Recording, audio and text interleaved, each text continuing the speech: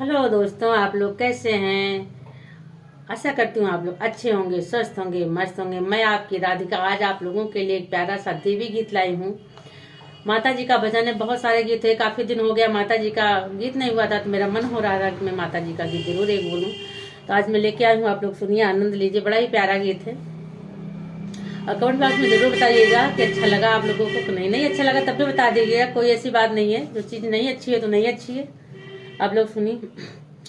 शेरा वाली मैया आई है शेर चढ़ी के, शेरा वाली मैया आई है शेर चढ़ी के। बंजा बंजा मोर बलमुआ कहार माई के, बंजा मोर बलमुआ कहार माई के। हमरे घर आई है गंगा जल ले आईबो, चरणा धोलैबै अपने हाथवा से माई के, चरणा धोलैबै अपने हाथवा से माई के।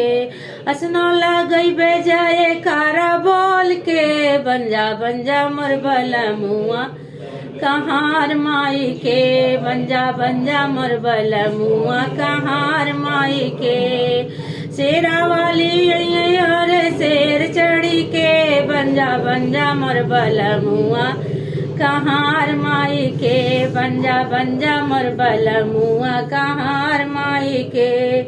हमरे घर आई है मेवा मिश्री ले आईब, हलवा पूड़ी अपने हाथ से बनाईब। भोगवा लगैबे जाए कारा बोल के, बंजा मोर बलमुआ कहार माई के, बंजा मोर बलमुआ कहार माई के। शेरा वाली यही है मैया शेर चढ़ी के, बंजा मोर बलमुआ कहार माई के। हमरे घर आई है माया रती सजाइब, फूल माला हम मैया के पहिनाइब।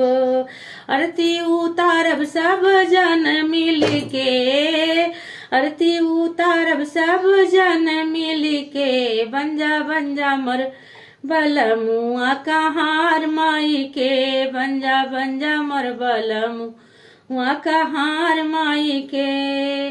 शेरा वाली आई है मैया शेर चढ़ी के, बंजा मोर बलमुआ कहार माई के।